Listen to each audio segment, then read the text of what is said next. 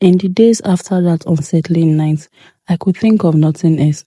I went to Iyagba, my white grandmother, and asked her about the old legends. She looked at me with sorrow in her eyes and said, "There is an old tale in our land about a sorrowful spirit. They say that when the moon hides its light, the wrongs of the past come back to visit. It is rare, but sometimes a heavy burden is passed down through a family." I felt a chill at her words. "Are you saying Tunde is touched by this sorrow?" I asked quietly. She shook her head slowly. "Not touched, my child, but burdened.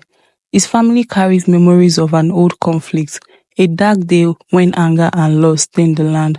Perhaps the sorrow you saw was the weight of that old pain.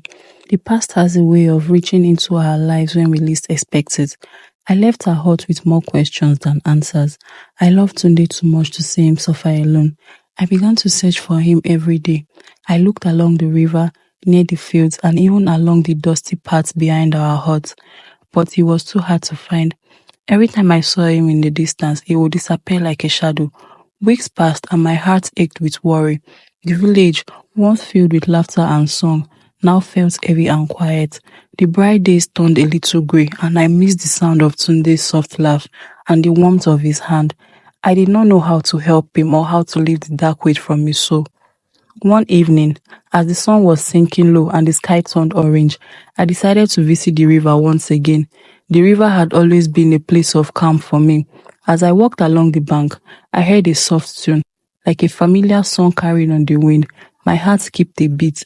Could it be him? I followed the sound until I came to a small clearing.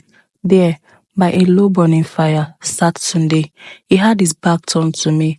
I paused, not sure if I should disturb him. I remember the pain I had seen in him that night, and I did not want to push him away again.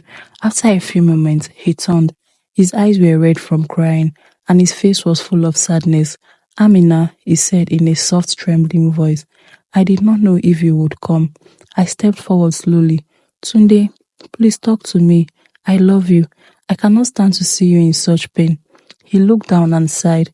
"I have a secret, Amina. I came from a long line of men who carry a heavy burden, a burden that I cannot shake off. Our family, long ago, did something that we cannot forget. That sorrow, that guilt, it follows me like a shadow. I have tried to run from it, but it always finds me." I felt my throat tighten. I had heard old whispers of a dark day in our village, of a time when blood was spilled and promises were broken. "What do you mean, Tunde?" I asked softly. He took a shaky breath.